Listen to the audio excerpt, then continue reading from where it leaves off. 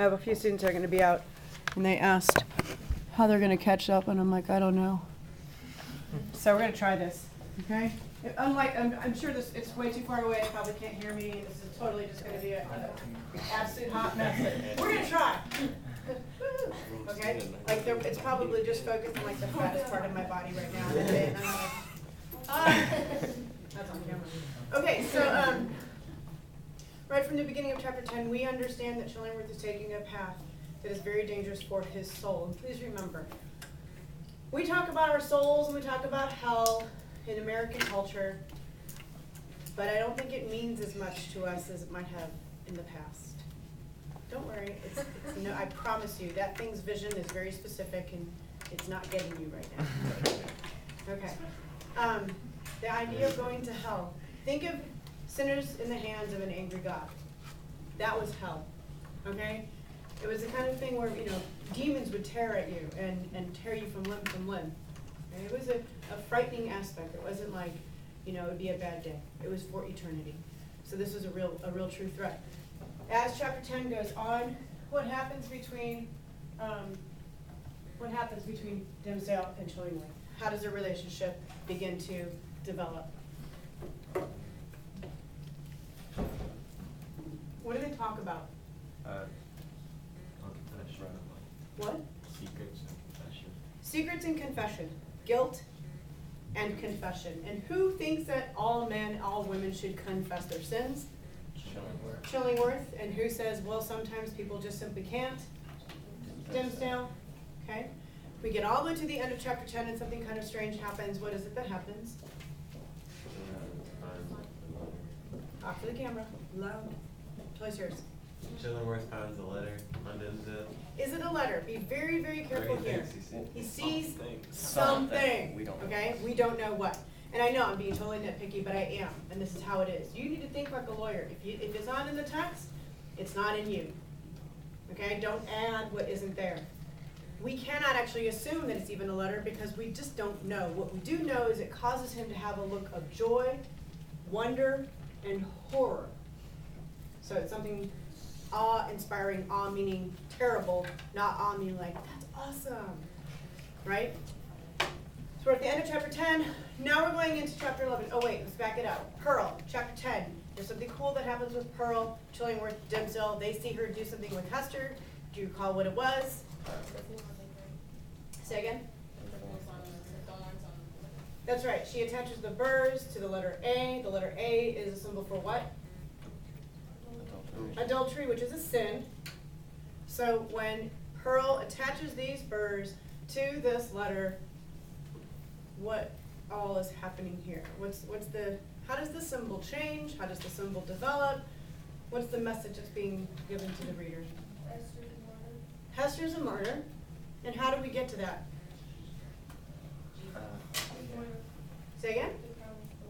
Because Jesus wore a crown of thorns, and he is a martyr, and he carries, it's a new word. He carries, right, the sins of man as he walks through town carrying his cross, literally bearing his cross with the crown of thorns. And in the center of this novel, we have Hester, who is a sinner, who's now carrying the sins of her town, the sins of Chillingworth, the sins of Dimsdale. I keep saying she's carrying the sin of Chillingworth. How is that possible? What do you think I mean by that? I don't think we've even talked about that. Because her cheating is what led him to search revenge. Okay, but then that means it's her fault. Is it truly her fault that he selects to seek revenge? No. Okay, she had an influence on him, but she thought he was dead. What's her part in his role here? How is she making his role possible?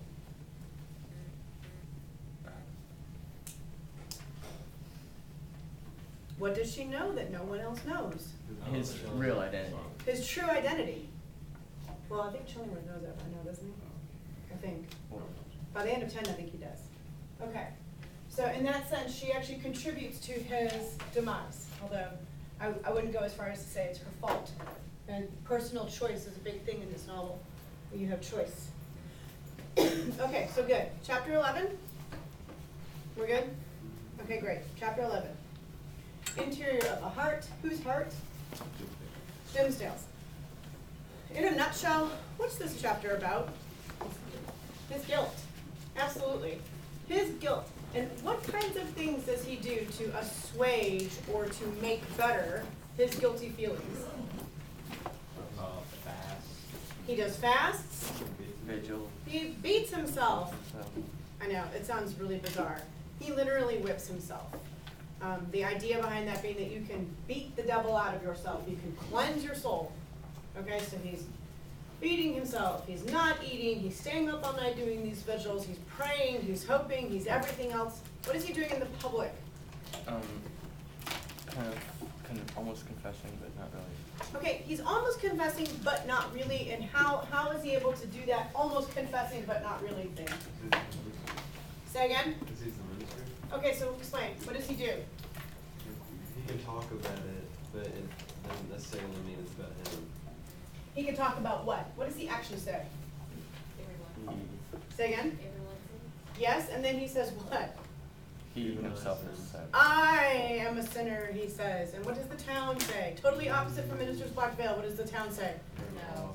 They're like, oh, if he thinks he's a sinner, what would he think of my black soul? Right, these are Puritans. That just cracks me up. Like, they're like not probably sinning like we would think of. His townspeople. I mean, I think I said this already. Like the young unmarried women of the town, like they've got posters of him slapped up in their bedrooms. You know, I heart Dimmesdale. They admire him. They love him. They revere him. And the more he admits his sin, the more they love him. Because he's not really admitting anything, is he? So every day he's alive, it's one more day of hypocrisy.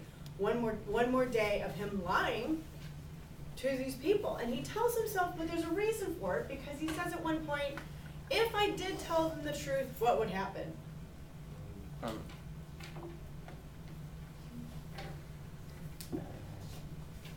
If I did in fact come forward and tell them who I was, what might happen to them? They kind of lose faith. They would lose faith. If they knew how horribly I've been lying to them, they would lose faith in me. They would lose faith in God. They would become faithless, so I'm just going to have to keep on lying. So he's telling himself he's doing the right thing. Yeah, it's called rationalization. When you rationalize your behavior, you know, you say something like, I stole my sister's cookies, but I mean, she's totally getting fat. So, I mean, I was just helping her out because that way she won't eat them, right? You rationalize your behavior so that it sounds right to you even though you know you're wrong. Good? The end of chapter 11, he decides that he's going to go out and do something to force this sin to come out. Okay, and then we're into chapter 12. Minister's vigil. Okay, in a nutshell then, I think I like that phrase today. What happens in 12? He goes out into the middle of the town at night and does what? Stands on the scaffold and waits, right? Okay, I want you to look at the language at the beginning of this text, okay? Walking in the shadow of a dream, as it were, perhaps actually under the influence of a somnambulism, which is sleepwalking, that I but clearly can't say. Dimmesdale reached a spot where not so long Hester Prynne had lived through her first hours of public ignominy. The same platform, black, weather-stained with the storm or sunshine of 7 long years, foot-worn too with the tread of culprits, remained standing beneath the balcony of the meeting house. The minister went up the steps. So you have your scaffold. Now you know my. 7 years. It's been 7 years. It's like the only indication we get of time is right there. And you know I can't draw, so it's gonna get really bad. Okay, this is my scaffold. I know. Whatever. That's my scaffold. Okay, center of town, right by the meeting house. I forget we're in the middle of your novel, chapter 12. This is the second of 3 scaffold scenes. This is a highly structured novel. So that means that you have a scaffold scene in the beginning when you meet Hester, and you meet Pearl, and you meet Chillingworth, and you meet Dimmesdale. You have a scaffold scene in the center And who's all there? Tim and Laura are all. And Esther. gang's all here. all So predict the third scaffold scene at the end, you're gonna have, less. everyone's gonna come back together, okay? Highly structured novel. This is the second of 3 scenes. So, he goes up there, and what's his intent? What's he gonna do? You kind of keep it. Confess. To who? Nope. It's midnight in Puritan Town. They don't have street lights. It's not, I mean, this is not times, there's nobody out there. So he's like, ah! Literally, there's no one to hear him. So he goes up there, he gets out there, narrator makes no mistake. There's no one to see him. There's nobody awake. Nobody cares. On page 139, okay, so you're going 1, 2, third body paragraph, okay, says, and thus, while standing on the scaffold in this vain show of expiation, Dimsdale was overcome with a great horror of mind, as if the universe were gazing at his scarlet token on his naked breast right over his heart. What does it mean to have a vain show of expiation? If you do something in vain, what does that mean? It doesn't really work. It's useless. It's useless. Perfect. So in this useless show of expiation. Yeah, right? In this useless attempt to ask for forgiveness, he gets up on the scaffold, the place where public is supposed to see you in your shame, right? But there's no public. There are no people. It's a useless attempt. He gets up there, and what does he do? On page 139, in this body paragraph, what does he do? Gets up on the scaffold, and he goes, well, I think he kind of warbles. In my mind, he's like all like, ah! Because if he was really gonna yell, right, he could wake somebody up. But I don't think it's 100%. I think it's like 50. And then he's like, it is done. Anyways, who hears him? No one really. Well, someone does actually hear him. It's Mistress Hibbins. Remember her from a long time ago in Yeah, chapter the 8, the witch. governor's sister, the one who thinks that she's a witch? She opens her window, she's like, hello? Are you there? I think that's so funny. And in a way, it's pretty accurate. I mean, Dimsdale's paltry. So we have several, then, personages who are, in fact, out and about, because what has happened? The mayor died. Yeah, someone died, right? So we have all these people, and they're kind of walking home, and they're walking past the scaffold. So let's take a quick look at that. I believe there are 3 specific people. This is after she comes out. He gets calm. Page 141. Here we go. Minister Reverend Wilson is coming back from the Governor Winthrop's deathbed, where he has just passed away. And he walks right by the scaffold. Dimsdale's there. He's ready for his public. Here comes a perfect person to talk to, a reverend, a leader in the town. Who else is better than to confess your sins, right? Does he? No. Nope. As he goes by, the minister thinks, he says on page 141, a good evening to you, Venerable Father Wilson. Come up hither, I pray you, and pass a pleasant hour with me. He doesn't actually say it. He imagines saying it, but he doesn't say it. Okay, so opportunity for him to admit his sin, coming, gone. Oops, missed that one. Okay, next page. Who comes next? Here we go. Pearl, right? And Hester. Do I have the order right? For those of you who are fact checking me. They come next. They had also been at Winthrop's bedside to measure him. They're going to make him a shroud for burial. So here he is. He's up here.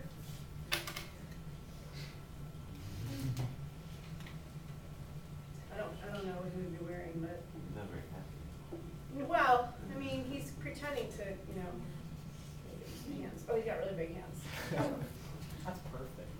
like it? Party Okay. dress. Yeah, well, I mean, they kind of wear cloaky things. Here, I'll make it a skirt. Seriously, it doesn't get better than that. Okay, so there he is, right, Dimsdale. And he asks them to come up, right? He says, oh, Pearl, Hester, come on up here with me. So on page 143, at the bottom, okay, bottom body paragraph, come up, Hester, thou and little Pearl, said the Reverend Mr. Dimsdale. You have both been here before, but I was not with you. Come up here and we will stand all three together. Wow. She ascended the steps, stood on the platform, holding little Pearl by the hand. The minister felt for the child's other hand and took it.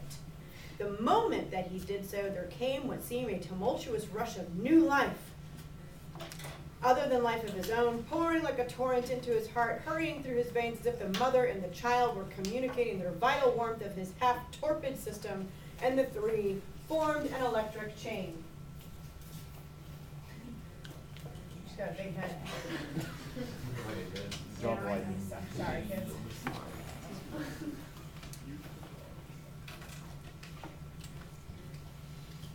They're a big-headed family. I might her black. Yeah, it is. Don't forget that. Okay. Good point. Okay? She's kind of smiling too much.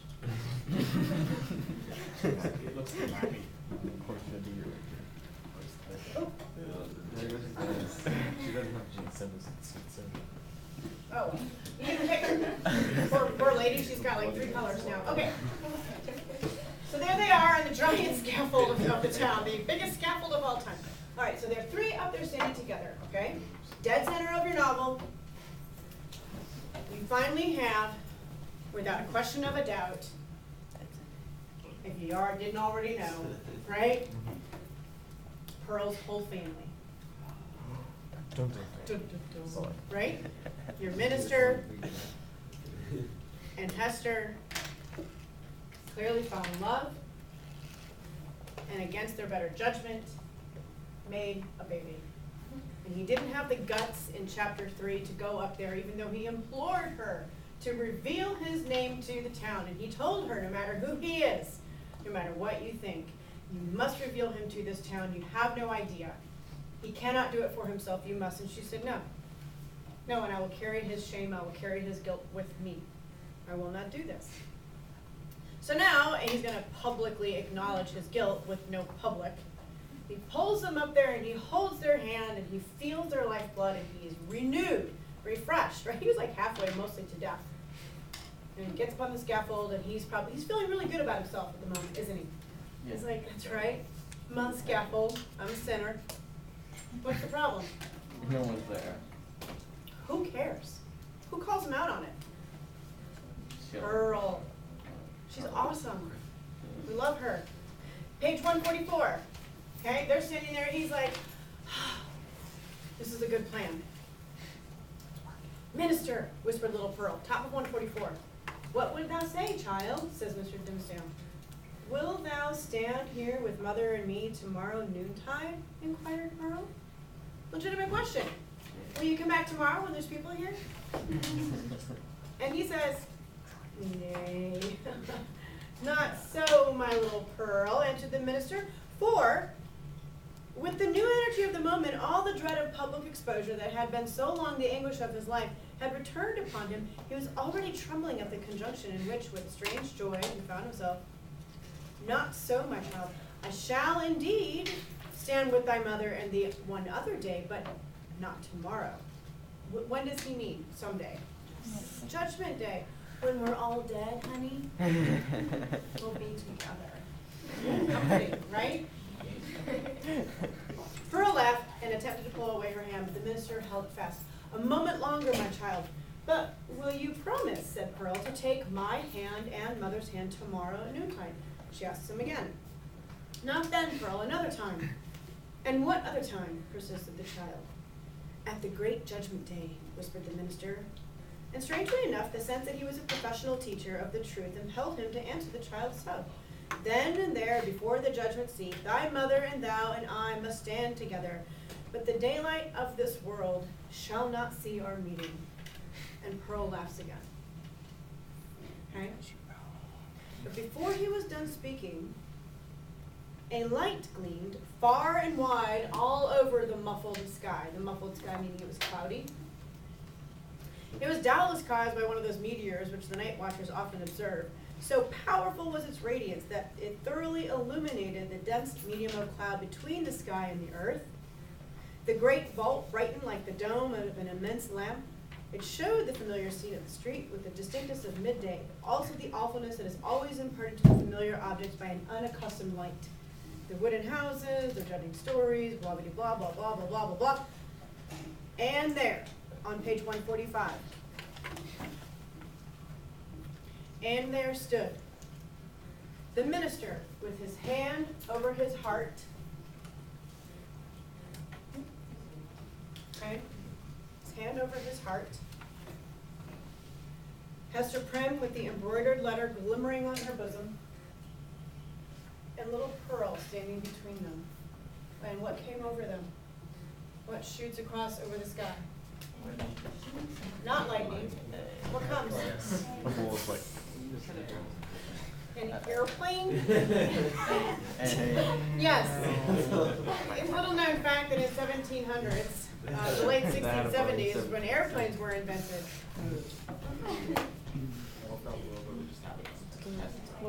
The light that is to reveal all secrets in daybreak that shall unite all who belong to each other. What is this thing? Hmm? Page 146. It's a meteor that shoots over them. And it takes the shape of what? The letter A. The letter A, of course. Duh, of course it would. Hello.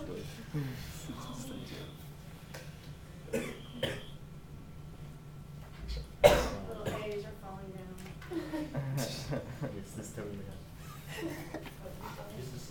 Baby A's. Okay, so come on. You're in the middle of your novel. You're in the physical center of the town. You're on the public scaffold of shame, but there's no public to see you. You go up there, you call up your mistress, you call up your baby, you stand there, you're holding, you're literally, you've got the letter A between you, you're putting your hand over your heart, which is where your letter would be if you had one. She has hers on top of her dress. They themselves, symbol, symbol, symbol, symbol, symbol, symbol. I mean, there's more symbols here than you could shake a stick at, or a symbol. What does this mean, though? What is a meteor? Where does it come from? Who sent it? God, right? Yeah. So God, in his infinite judgment, suggests to you at this moment that what? They will be discovered. Say again? They will be discovered. Okay. Does he care? No. No. So nature, God, is doing what here? Shining down its big happy A light on them and saying, confess. But before that, I mean, what does God offer? A chance. Forgiveness. Okay, so in this moment in time, as they are standing here, themselves each a symbol of the sin that brought them together. Okay, standing on this symbol of public shame, this place that you go to demonstrate your public shame, are now being illuminated by a light sent from God in the shape of a letter A, so that we, the reader, understand that they are in fact forgiven. But unfortunately, our fourth character is also present, is he not? Yes. So Chillingworth is also coming back from the governor's deathbed. That's right. And on page 147 at the top, okay? As that light shines down on them, as it illuminates them, as it demonstrates God's forgiveness of them, it also illuminates them to the eyes of no one else but Chillingworth.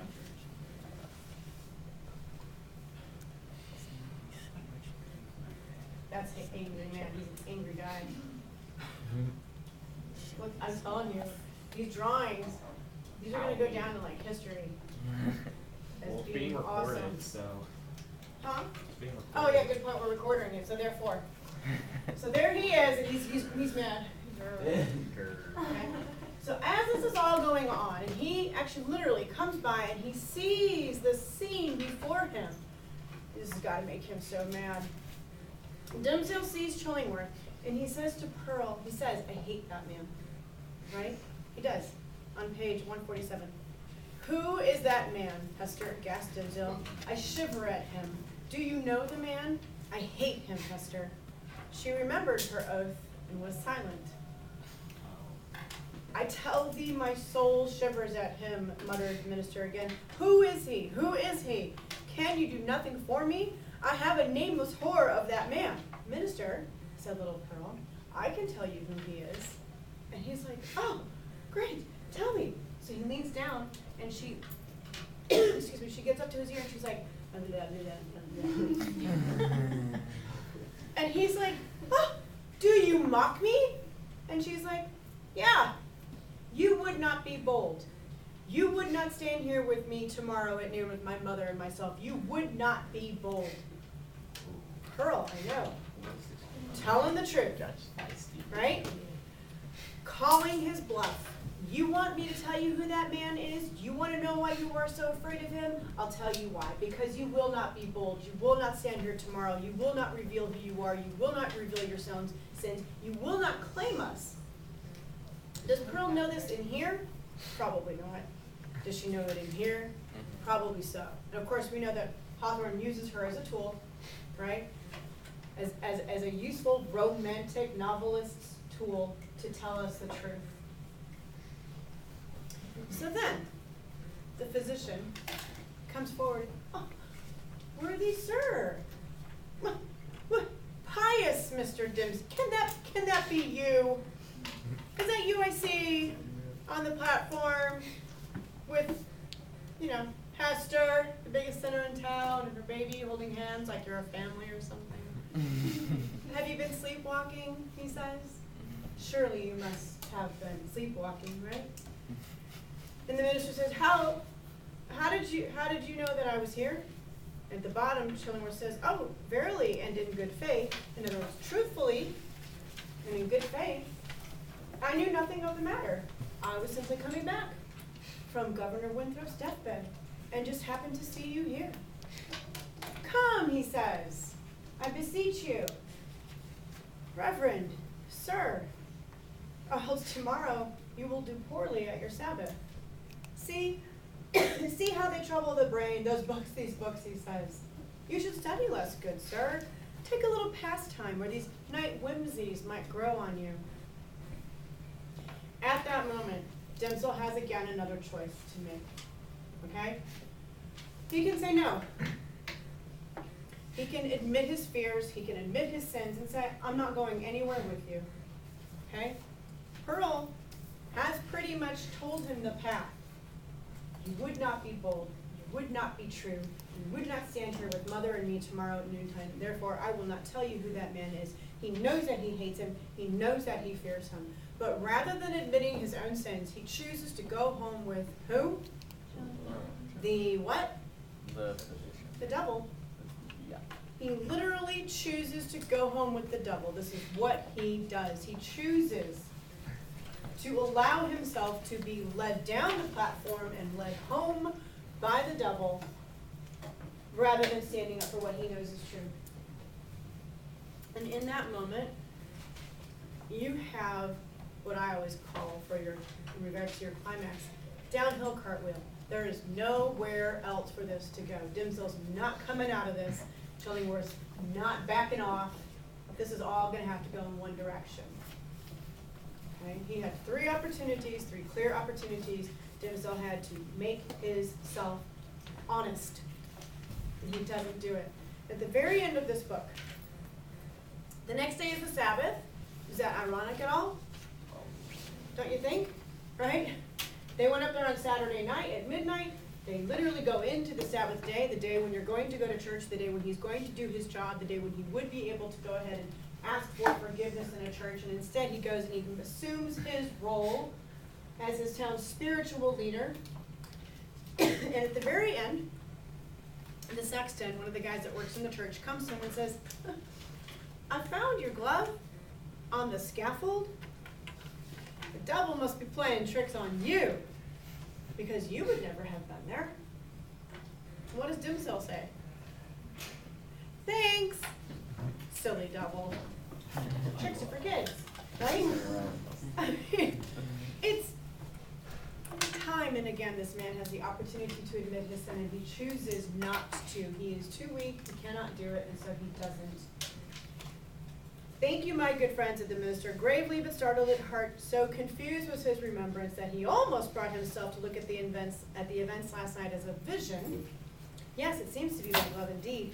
And since Satan sought fit to steal it, your reverence must need handle him without gloves. Right? Take the gloves off. Fight dirty with the devil. But did your reverence hear of the portent that was seen last night? A great letter was in the sky, the letter A, which we interpret to stand for angel. For as our Governor Winthrop was made an angel this past night, it was doubtless held fit there that there should be some notice thereof. No, answered the minister, I had not heard of it. Liar, liar, pants on fire. Okay? He is digging that hole deep and deeper as he continues to deny the truth. Okay? Questions? Anybody else want to add their artistic abilities? Okay. You can predict that I'm going to ask you questions about chapter 12 in regards to symbols. You can predict that I'm going to ask you about how this scene in itself is symbolic. Okay? You can predict that in the future, one of the questions I'll be asking you, probably the question I'll be asking you to determine and that you should be thinking of from here to the end of the book is literally, who is the most evil character in this novel and why? I think Hawthorne has a very definite point of view on that. I'll tell you, honestly, I don't agree. I have my own person who I think is most evil, but that's because I'm applying my 2013 sensibilities to it. I think Chillingworth is probably Hawthorne's most person. And then I have my own ideas. Okay, so that's one thing I want you to be thinking about. Who is the most evil person in this text? Hester, Pearl, Chillingworth, or Dimsdale? How does Hawthorne use symbol? How does Hawthorne use characterization? How does Hawthorne use imagery to deliver that theme to you, the reader? Okay, for your test tomorrow, know who said what from your sheets. Understand the sequence of events in chapter 12. Okay, how does it play out? Know what vain expiation means. Okay. Know what, know the numbers of times that Dimsdale could have confessed but didn't. And understand what happens at this main scene and then also in the end. Questions? We're good?